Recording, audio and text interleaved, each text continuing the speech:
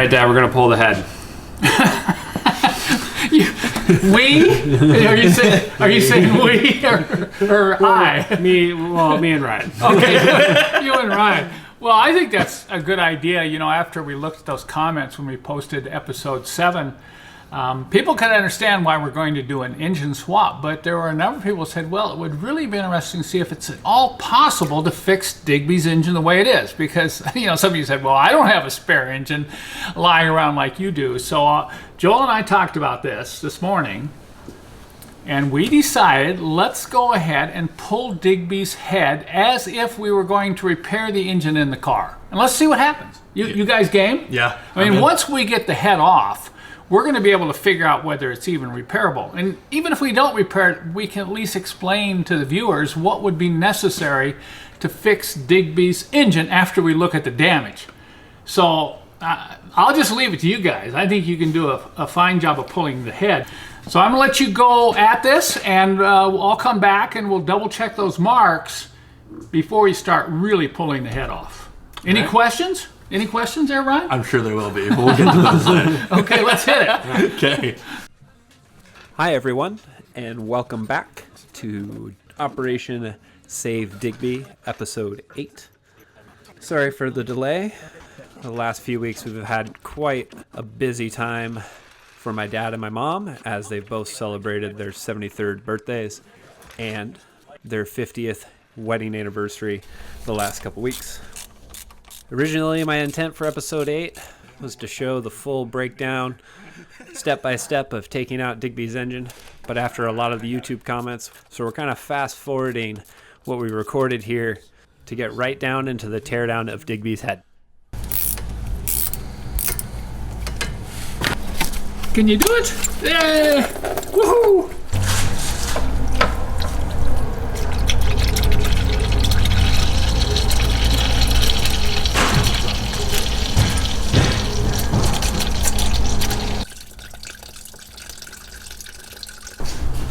Yeah, you'll be fine then. You'll be in good shape. Yeah. We did film over 800 clips of every part of the checklist of a 123 engine removal. So we're going to go ahead and we're going to make that into a separate video because it'll probably be about an hour long and it's really detailed. For this part of the series, I actually recruited Ryan to come help me with this part. He was helping me out for the last 18 months with my previous business, but over the last year, he has also helped me and my father with our cabin project, and over the summer, we decided to have him come help us out at the shop as well.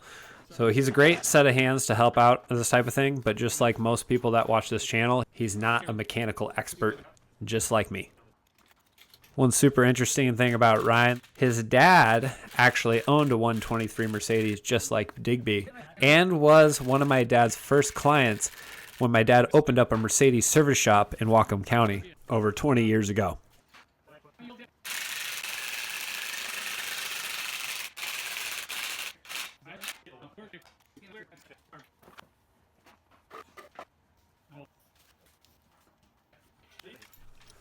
I just want to make 2 quick notes here about taking out an engine. Please wear ear protection. When using these power wrenches, it's really, really loud. And ear protection makes a huge difference. The other one is never, ever go underneath the engine when it's up on the engine lift. Always keep your hands and everything above that area that could potentially fall and crush any part of your body. Until you get that engine safely on the ground, you don't want to be messing around with it.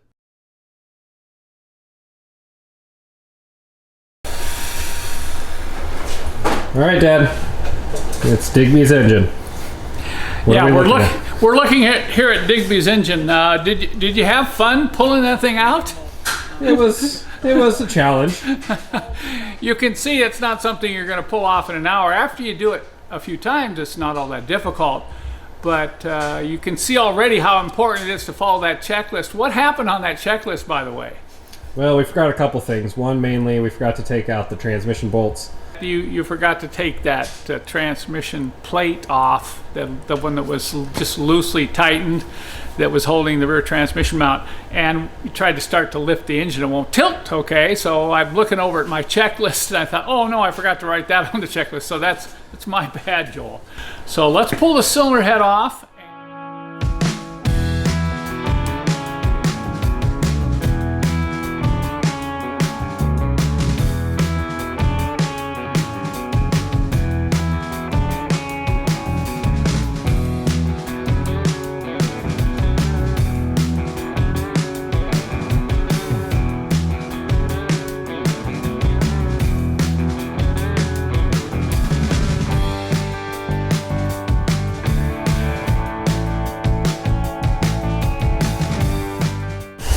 All right, Dad, we're ready to pull the cover off. What was that tip that we needed to remember? Well, it looks like you've been doing a good job of getting this head ready to come off. You've pulled all the manifolds with the turbo, and we're going to pull the valve cover off, and we're going to do a procedure which is extremely important. It doesn't matter what kind of car you're working on before you pull the head, because I don't know yet. Obviously, if you're not going to put the head back on, you don't care if you're just going to junk the engine, but we don't know that. Let's say we're going to fix Digby's engine. We need to make sure that we get the valve cover off. Help me out here, Ryan. Wiggle it. Okay, we get the valve cover off. There's a timing mark on the camshaft gear, and there's also a timing mark down on this front counterbalance where it comes out of the center of the crank here. So we're going to turn the engine over to time it to top dead center, coming up on compression stroke to top dead center, and get both these marks lined up. That way, when you go to put the head back on, you have a reference of how to time it correctly. Because if you don't do this, you're going to be lost. Now, I'll let you go ahead and expose a few more things here, and then I'll show you how to line up those marks.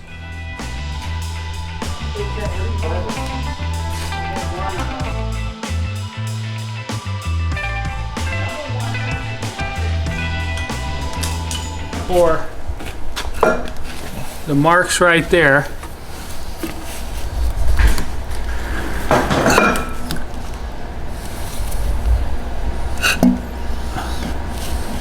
Okay, you can see 80, right? Yeah. Okay, so you got quite a ways to go yet. That's 80.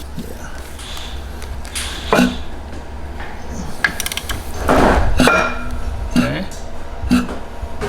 Down to 40. Okay, watch. See where 0 is? Yeah. 0's just past the pin. Okay.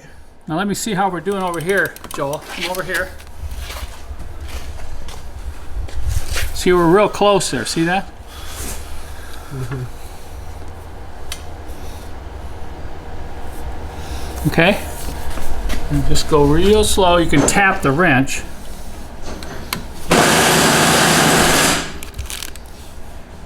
Just tap the wrench. Just, you can't. No, I guess you can't. Oh, okay, now tap it because you're really close. Okay, good. Okay, you got that one, Joel? Okay.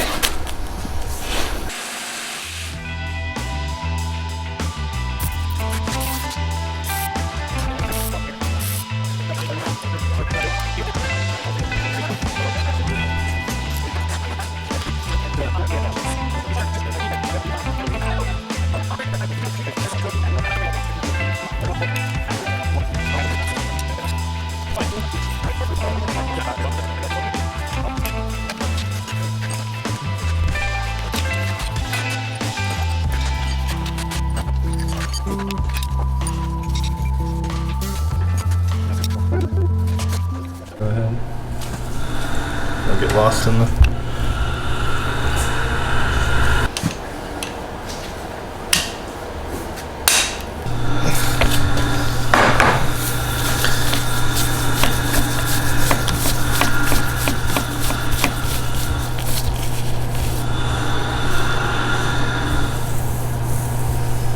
It's like operation. Mm-hmm.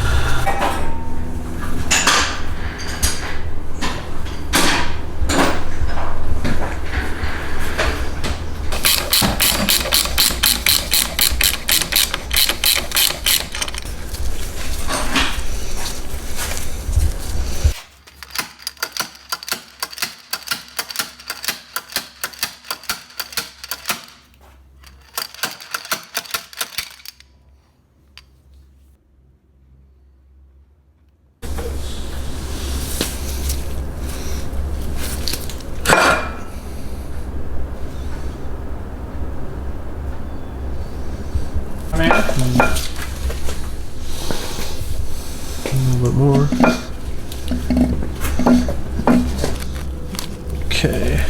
Hold on, you're there. Just a fuzz. Just a fuzz.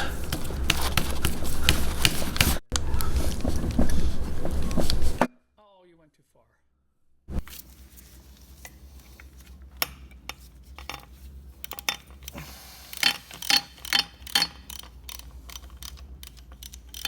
Well, Joel, I wanted to jump in here and show you what I believe is the next most critical thing when removing a cylinder head, and that's preventing dropping anything down in this cavity here. If you do this, you're going to have a huge wrench dance because there's no cover plate on a diesel engine you can just take off if you happen to drop a bolt down here. Now, there's a couple things in this cavity that can become hazardous. Number one, you know, we've already loosened up the bolt for the camshaft. There's a washer back here, right there. See this washer loose? That is very easy to drop in when you pull the sprocket off the camshaft, because we're going to have to do that to get the head off. So the next thing I'm going to do is get some shop rags. I don't even trust myself because it's so easy to make the mistake here, and when you make it, you're going to be very sorry. Once again, we've had numerous emails of people say, I dropped something down in the front of the engine, what do I do? So I'm going to put rags here, and then I'm going to take the bolt out in the center of the camshaft, and then I'm going to slowly remove the sprocket. I already have removed the chain tensioner. You have to get that chain tensioner out in order to do this. And while it's coming off, I'm going to watch this washer here. Okay, I'll get that forward. Make sure I keep those rags tucked in there. Then I'm going to pull this washer off.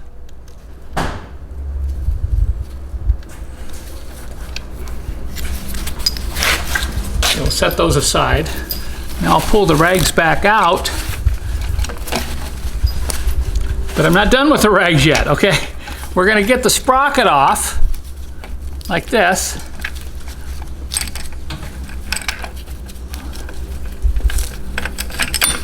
I'm going to keep the chain tight so it doesn't drop down in the engine. Then I'll take the plastic guide. We had to remove the pin earlier into that guide to get that out of the way. Now I'm going to take and tie the chain off over here like this. We'll get some rope and tie this off. And there's two bolts right down in there, two hex head bolts that have to come out, and those are often missed on these turbo diesel heads. So when I go to take these bolts out, I'm going to put rags down in here so I don't accidentally drop those two hex head bolts down into the engine. And I'm going to use a magnet. And so when I'm loosening up the bolt, I'll be using a magnet alongside the bolt so I make sure I grab that bolt and lift it out of that cavity. Both of these bolts. Okay. Where's a good place? Right around there. Just go underneath that one, yeah. Keep it tight. You don't want to... It's very important you keep this chain tight. If you let it drop down into the engine, it'll bind up on the sprockets and you're going to have a problem. Okay, now I'm going to use this chain guide, push it out of the way. I'm going to shove a rag in there, expose both bolt heads. Let's see if we can get this one exposed. Put a smaller section of rag in there. I just want to make sure that these bolts can't fall down in that cavity if I accidentally drop them.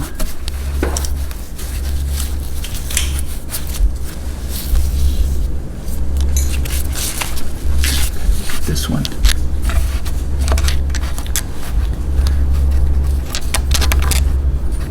Okay, now Joel, you can come over and get those two bolts out. Okay, go ahead.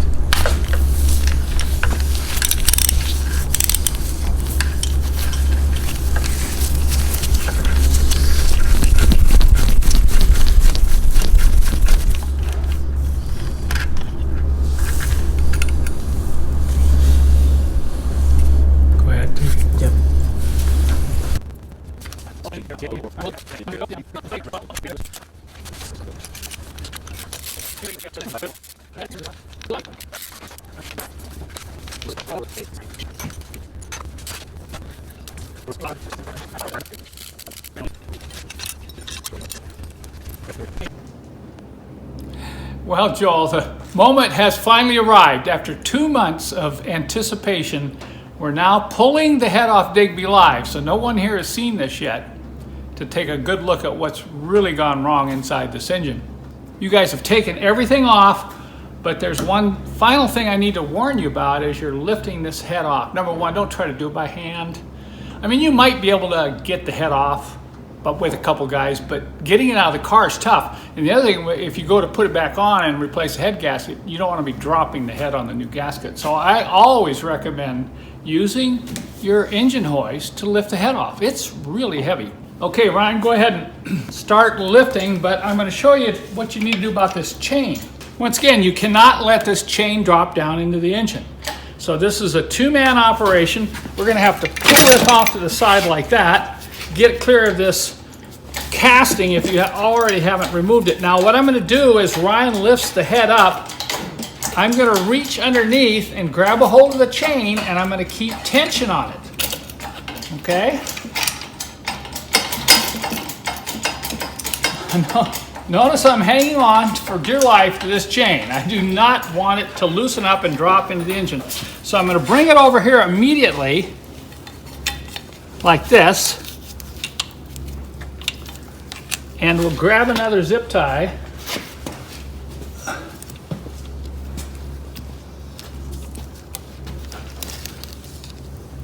Go ahead and hold this for me. You want to hold the tension there, Ryan? Got it. Get it?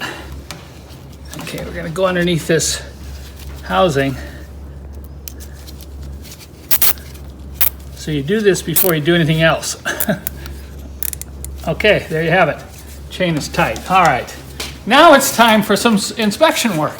Who wants to have the honors? Who wants to have the honors to look underneath the head? I think it's your birthday. We gotta let you look Okay, first. I got Right? one first. All right. Let's see what kind of cylinder head damage we've got. Go ahead and tip it up if you can. I know it's not going to be easy. Look at that. Not bad at all. Look, we've got these other three pre-chambers are in excellent condition, so we have no damage with those. And look, we don't have any damage on the valves. Both Joel and I were convinced we were going to have beat up valves or smashed valve seats, but that head looks pretty good. Now let's take a look into the cylinder.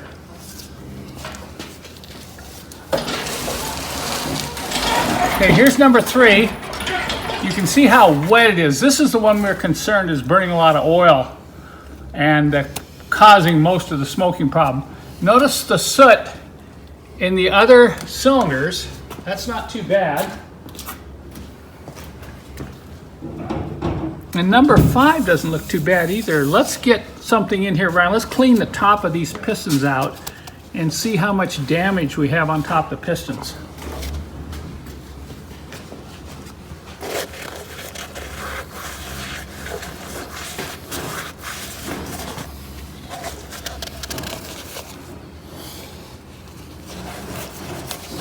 What do you see there, Joel? Want to get more light? No. I'll make it too bright.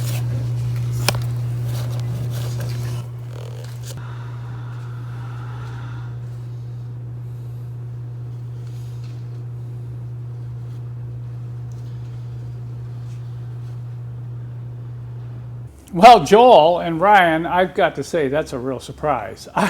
I was absolutely convinced that we were going to have a lot more damage inside this engine than we saw there. Particularly, we got pictures, remember, from that other customer who sent, damage. He had damaged valves. It looked like his top of his pistons had been shot peened. Well, this is not too bad when you first look in here, but it's not perfect either. Joel pointed this out when he pulled number 3 fuel injector. Look at that. Now, this is only after about 200 miles of runtime, and this injector was cleaned and tested before we reinstalled it.